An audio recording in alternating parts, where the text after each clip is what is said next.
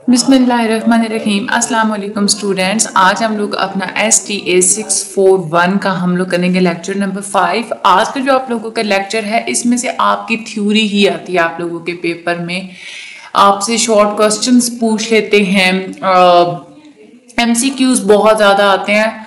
आप अपने पास copy pencil चाहे तो रख लें, जो इसमें से जो नोट्स वगैरह बनते हैं वो मैं आप लोगों को साथ साथ बनवा देती हूँ, या चाहे तो आप लोग ये जो मैं हाईलाइट कर रही हूँ ना साथ साथ आप लोग स्क्रीनशॉट्स ले लीजिएगा और साथ आप लोग उसी को याद कर लीजिएगा। बाकी मैं बता दूंगी कि किस तरह के आपके लेक्चर इसमें से क्वेश्चंस वगैरह आते हैं। हम लोग चलते हैं अपने आज के लेक्चर की तरफ। कंट्रोल चार्ट्स के बारे में हम लोग बात करेंगे। कंट्रोल चार्ट्स किसने डेवलप किए थे? वॉल्टर ए शोहर्ट ने। ये आप लोगों ने नाम याद रखना है क्योंकि ये आप लोगों के MCQs में बहुत ज़्यादा आता है। ये इसमें इन्होंने बनाया इसीलिए गया था कि जो डेटा के अंदर जो वेरिएशंस होती हैं, जो चेंजेस आ जाती हैं, तब्दीलियां आ जाती हैं, उसके स्पेशल या कॉमन काजेस कौन कौन से हो सकते हैं, प्रॉब्लम्स कैसे हो सकते हैं, उन प्रॉब्लम्स को फ्रेम करने के लिए ये चार्ट्स वगैरह बनाए गए थे। और जो वेरिएशन के दो काजेस होते हैं उनके दरमियान डिफरेंस भी रखने के लिए ये कंट्रोल चार्ट्स बनाए गए थे। वेरिएशन के दो काजेस कौन से होते हैं वो हम लोग आगे चल के पढ़ते हैं, आप लोगों को वो भी पता चल जाएगा। कंट्रोल चार्ट एक स्टैटिस्टिकल क्वालिटी चार्ट होता है। ये एक ऐसा टूल होता है जिसको इस्तेमाल करते हुए आप लोग वेरिएशंस का मॉनिटर कर सकते हैं, यानी कि तब्दीलियों का मॉनिटर कर सकते हैं प्रोडक्ट या सर्विसेज की कैरेक्टरिस्टिक्स में जितनी भी वेरिएशंस आती हैं उनमें। आप लोगों का ये आता है MCQs कि कंट्रोल चार्ट को वेरिएशंस की क्या करने के लिए इस्तेमाल किया जाता है? मॉनिटरिंग के लिए इस्तेमाल किया जाता है। ठीक है, कंट्रोल चार्ट्स फोकस करते हैं एक तो टाइम डायमेंशन के ऊपर भी, और दूसरा ये कि वेरिएबिलिटी की नेचर क्या है, वेरिएशंस जो भी है उसकी क्या नेचर है और टाइम डायमेंशन क्या है, ये दो चीज़ों के ऊपर फोकस करता है। तो आपने ये भी याद रखना है कि कंट्रोल चार्ट के इन दो चीज़ों के ऊपर फोकस करता है। ये भी आप लोगों का MCQs हो गया। आगे हम लोग चलते हैं तो कंट्रोल चार्ट को यूज़ कहाँ पे किया जाता है? पास्ट परफॉर्मेंस को स्टडी करने के लिए और जो आपकी प्रेजेंट कंडीशंस होती हैं उनको इवेल्युएट करने के लिए कंट्रोल चार्ट्स का इस्तेमाल किया जाता है। तो ये दो पॉइंट्स भी आपके माइंड में होने चाहिए। जो डेटा कलेक्ट किया जाता है कंट्रोल चार्ट को, उसी डेटा को इस्तेमाल करते हुए प्रोसेस के अंदर इम्प्रूवमेंट्स वगैरह बनाई जाती हैं। ठीक है, आगे हम लोग चलते हैं। जो ग्राफ, ये जो कंट्रोल चार्ट है ये वो ग्राफ है जिसको SPC में यूज किया जाता है, और ये आपको ये दिखाता है कि डेटा का आपका जो सैंपल है वो वेरिएशन की नॉर्मल रेंज के अंदर फॉल करता है या नहीं करता। ये भी आप लोगों के MCQs में आता है और इस तरह से आता है कि a graph used in SPC that shows whether a sample of data falls within the normal dash of variation। तो नॉर्मल रेंज ऑफ वेरिएशन इसका राइट आंसर होता है। कंट्रोल चार्ट जो होते हैं इसमें एक सेंट्रल लाइन को देखना होता है आप लोगों ने, उसके बाद अपर कंट्रोल लाइन को देखना होता है, लोअर कंट्रोल लिमिट्स को देखना होता है। ये जो कंट्रोल लिमिट्स होती हैं ये सेपरेट आउट करती हैं कि आप लोगों की जो वेरिएशंस हो रही हैं उनमें काजेस कौन कौन से हैं, और कॉमनली जो डेटा जो होता है या कॉमन जो एक ट्रेंड्स होते हैं आप लोगों के डेटा के अंदर वो कौन से होते हैं। ये आप लोगों को कंट्रोल लिमिट्स बताती हैं। कैसे बताती हैं वो मैं आप लोगों को आगे चल के बताती हूँ। कंट्रोल चार्ट दो तरह के इस्तेमाल किए जाते हैं। एक वो कंट्रोल चार्ट्स होते हैं जो वेरिएबल्स के लिए इस्तेमाल किए जाते हैं, और एक होते हैं जो कि एट्रीब्यूट्स के लिए इस्तेमाल किए जाते हैं। ये आप लोगों का बहुत बहुत ज़्यादा इंपॉर्टेंट है क्योंकि आपका वो MCQs पूछते हैं कि वेरिएबल्स के लिए जो कंट्रोल चार्ट्स इस्तेमाल किए जाते हैं वो किन कैरेक्टरिस्टिक्स के लिए इस्तेमाल किए जाते हैं। तो वेरिएबल कंट्रोल चार्ट्स उन कैरेक्टरिस्टिक्स को मॉनिटर करने के लिए इस्तेमाल किए जाते हैं जिनको आप लोग मेजर कर सकते हैं। ठीक है, और जो आप लोगों के एट्रीब्यूट कंट्रोल चार्ट्स होते हैं वो उन कैरेक्टरिस्टिक्स को मॉनिटर करने के लिए इस्तेमाल किए जाते हैं जिनको आप लोग काउंट कर सकते हैं। वेरिएबल्स किसके लिए? जो मेजर कर सकते हैं, और एट्रीब्यूट्स किसके लिए इस्तेमाल करते हैं? जिन चीजों को आप काउंट कर सकते हैं। तो ये आप लोगों की MCQs, ये डिफरेंस आपको अच्छे से पता होना चाहिए। जो अपर कंट्रोल लाइन होती है उसमें आप लोग प्रोसेस एवरेज में 3 स्टैंडर्ड डिविएशंस को प्लस करते हैं, और जो आप लोगों की लोअर कंट्रोल लाइन होती है उसमें प्रोसेस एवरेज में 3 स्टैंडर्ड डिविएशंस को माइनस किया जाता है। तो ये भी आप लोगों का बहुत ही इंपॉर्टेंट MCQs हैं, ये भी आप लोगों ने अपने माइंड में रखने हैं। आगे आप लोगों को चलें, आगे चलते हैं। यहाँ पे आप लोग देखिए, ये आप लोगों की कंट्रोल लिमिट्स होती है, ये आप लोगों की अपर कंट्रोल लिमिट है और ये है lower control limit.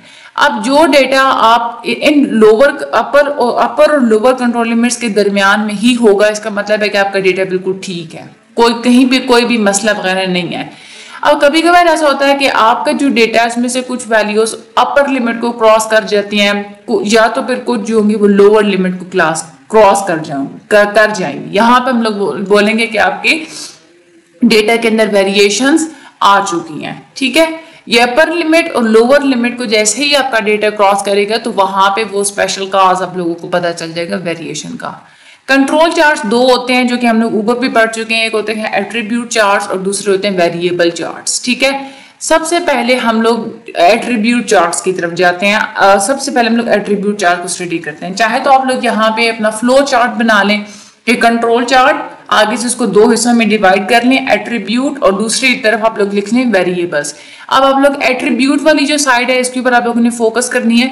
Attribute chart आप लोग इस्तेमाल करते हैं कैटेगोरिकल वेरिएबल्स के लिए, यानी कि वो वेरिएबल जिनके आप लोग कैटेगरीज बना सकते हैं या जिनको आप लोग नॉमिनल स्केल के ऊपर मेजर करते हैं, जिन कैटेगरीज को, उसके लिए आप लोग एट्रीब्यूट चार्ट का इस्तेमाल करते हैं।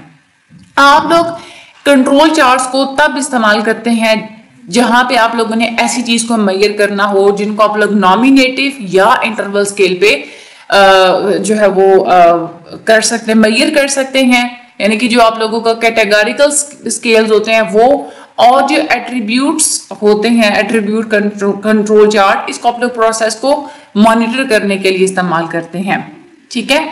अच्छा, यहाँ पे ये आप लोगों का शॉर्ट क्वेश्चन बहुत ज्यादा इंपॉर्टेंट है। आप लोगों को वो कह सकते हैं कि एट्रीब्यूट चार्ट्स को ही आप बताएं कि एट्रीब्यूट कंट्रोल चार्ट्स क्या होते हैं, उनमें किन किन चीजों को देखा जाता है। तो एट्रीब्यूट कंट्रोल चार्ट्स को आप लोग वहां इस्तेमाल करते हैं जहां पे आप लोगों का नॉमिनल, नॉमिनेटिव या इंटरवल या कैटेगोरिकल स्केल होता है।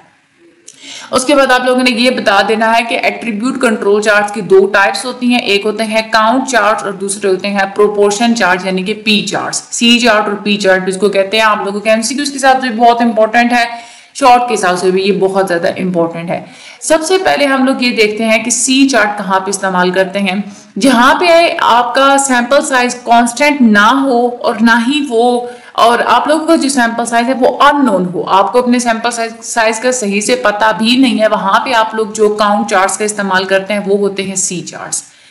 जो आप लोग कंट्रोल चार्ट का इस्तेमाल करते हैं वो कौन से चार्ट इस्तेमाल करते हैं, सी चार्ट यानी कि काउंट चार्ट। एमसीक्यूज भी आता है और आप लोगों से वो कह भी सकते हैं कि एट्रीब्यूट कंट्रोल चार्ट्स की दो टाइप्स हमें इलेबोरेट करके बताएं, तो आपने वो बताना होता है। सी चार्ट आप लोग कहाँ पे इस्तेमाल करते हैं, पी चार्ट आप लोग कहाँ पे इस्तेमाल करते हैं। तो सी चार्ट यानी कि काउंट चार्ट आप लोग कहाँ पे इस्तेमाल करेंगे, जहां पे आप लोगों का सैंपल साइज ना तो कांस्टेंट हो और वो अननोन हो, ठीक है। उसके बाद आगे हम लोग चलते हैं, आप लोगों के जो पी चार्ट्स होते हैं वो आप लोग कहाँ पे इस्तेमाल करते हैं, वो एट्रीब्यूट कंट्रोल चार्ट्स, जहां पे आप लोग उनको तब इस्तेमाल करते हैं जब आप लोगों का सैंपल साइज कांस्टेंट भी हो और आपको पता भी हो, ठीक है। कांस्टेंट और नोन हो, वहां पे आप लोग प्रोपोर्शन चार्ट्स यानी कि पी चार्ट्स का इस्तेमाल करते हैं, ठीक है। उसके बाद आगे हम लोग चलते हैं, अब हम लोग थोड़ा चार्ट का हमारी जो दूसरी टाइप थी ना वेरिएबल कंट्रोल चार्ट, उसके ऊपर आए। अभी हम लोग ने एट्रीब्यूट कंट्रोल चार्ट को पूरा पढ़ लिया, हम लोग वेरिएबल चार्ट की तरफ आ जाए। वेरिएबल कंट्रोल चार्ट को आप लोग इस्तेमाल करते हैं उस डेटा के लिए जिसको हम लोग इंटरवल स्केल या रेशो स्केल के ऊपर मेजर कर सकते हैं, क्योंकि इनको हम लोग बोलते हैं वेरिएबल्स। जहां पे आपने इंटरवल या रेशियो स्केल पे चीज को मेजर किया, वहां पे आप लोग वेरिएबल कंट्रोल चार्ट को यूज करेंगे अपने प्रोसेस को मॉनिटर करने के लिए। वेरिएबल कंट्रोल चार्ट्स की भी दो टाइप्स होती हैं, एक होता है मीन जिसको हम लोग एक्स बार भी बोलते हैं, और दूसरे होते हैं रेंज चार्ट्स जिसको हम लोग आर चार्ट्स भी बोलते हैं। वेरिएबल कंट्रोल चार्ट्स टिपिकली आप लोग पेयर्स में इस्तेमाल करते हैं, यानी कि दोनों ही चार्ट्स को आप लोग इस्तेमाल करते हैं। एक चार्ट प्रोसेस की एवरेज को मॉनिटर करता है जो आप लोगों का एक्स बार होता है, ठीक है, ये वाला जो होता है, और दूसरा जो हमारे पास आर चार्ट होता है वो मॉनिटर करता है आप लोगों के प्रोसेस की वेरिएशन को। यहाँ पे हम लोग बात कर रहे हैं ना, ये कौन सा होते हैं, आर चार्ट यानी कि रेंज चार्ट्स होते हैं, तो आपकी वेरिएशन की रेंज कितनी है। तो वेरिएबल चार्ट्स को आप लोग टिपिकली इस्तेमाल करते हैं पेयर्स में, यानी कि दोनों ही तरह के आप लोग इकट्ठे इस्तेमाल कर रहे होते हैं, एक्स बार भी और रेंज चार्ट भी। जो एक्स बार होता है वो क्या करता है, आप लोगों की एवरेज प्रोसेस की जो एवरेज होती है उसको मॉनिटर करता है, और जो आप लोगों का जो रेंज चार्ट होता है वो आप लोगों की प्रोसेस की वेरिएशन का मॉनिटर करता है। आगे हम लोग चलते हैं। आगे ये वाला कंसेप्ट आप लोगों का बड़ा इंपॉर्टेंट है, आप लोगों की ये आता है एमसीक्यूज में भी और शॉर्ट के हवाले से भी आप लोगों ने इसको याद रखना है। एवरेज रन लेंथ ARL का क्या मतलब होता है? कोई भी शिफ्ट डिटेक्ट होने से पहले जितने भी नंबर ऑफ सैंपल्स आप एक्सपेक्ट कर रहे होते हैं उसको हम लोग बोलते हैं एवरेज रन लेंथ, ठीक है। और एवरेज रन लेंथ हमारी ये जो फार्मूला है, जस्ट ये वाला फार्मूला आप लोग ने याद करना है, 1 डिवाइडेड बाय 1 माइनस बीटा, ठीक है। ये एवरेज रन लेंथ का कॉमनली ये फार्मूला होता है। अब एवरेज रन लेंथ भी आप लोग ये देखते हैं कि आपकी average run length in control है या आउट ऑफ कंट्रोल है। अगर तो इन कंट्रोल होगी तो वो कौन सी होती है, यानी कि आप लोगों की एवरेज नंबर ऑफ पॉइंट्स जो कि आपके कंट्रोल चार्ट पे प्लॉट हुए होते हैं फॉल्स अलार्म होने से पहले, यानी कि प्रॉब्लम होने से पहले, उसको हम लोग बोलते हैं in control average range length. ये आप लोगों के ज्यादातर लार्ज ही होते हैं। इसके लिए जो फार्मूला होता है ये भी आप लोगों ने नोट डाउन करना है अपने एमसीक्यूज के हिसाब से, ARL not is equal to 1 divided by alpha. उसके बाद out of control average run length जो होती है ये वो एवरेज नंबर ऑफ पॉइंट्स होते हैं कि जब आपका प्रोसेस आउट ऑफ कंट्रोल चला जाता है तो उसके बाद कि जितने भी पॉइंट्स आते हैं उनको आप लोग out of control average run length कहते हैं। और ये उस पॉइंट तक आप लोग देखते हैं जब तक आप लोगों का कंट्रोल चार्ट डिटेक्ट नहीं कर लेता। ये स्मॉल होने चाहिए। मतलब क्या है इसका, वो पॉइंट्स जब आप लोगों का प्रोसेस आउट ऑफ कंट्रोल हो गया उस पॉइंट से लेके उस पॉइंट तक जिस पॉइंट तक आपके चार्ट ने प्रॉब्लम को डिटेक्ट ना किया, इन दो पॉइंट्स के दरमियान जो आप लोगों के जो एवरेज जो नंबर ऑफ पॉइंट्स होते हैं उनको हम लोग out of control average run length बोलते हैं। और ये आप लोगों के पास वैल्यू स्मॉल होनी चाहिए। इसके लिए जो हम लोग फॉर्मूला इस्तेमाल करते हैं ARL 1 is equal to 1 divided by 1 minus beta, ये हम लोग इस्तेमाल करते हैं, ठीक है। तो एवरेज रन लेंथ का ये जो दोनों जो पॉइंट्स हैं ये भी आप लोगों के माइंड में अच्छे से होने चाहिए, आप लोगों के एमसीक्यूज के हवाले से भी, शॉर्ट के हवाले से भी, ठीक है। बाकी ये था आप लोगों का आज का लेक्चर। इंशाल्लाह अगला जो हमारा लेक्चर होगा उसमें हम लोग लीनियर रिग्रेशन और कोरिलेशन एनालिसिस के बारे में पढ़ेंगे। चैनल को सब्सक्राइब कर दीजिएगा, वीडियो को आगे हर स्टडी ग्रुप में शेयर लाजमी कर दीजिएगा। मुझे अपनी दुआ में याद रखिएगा। Thank you so much.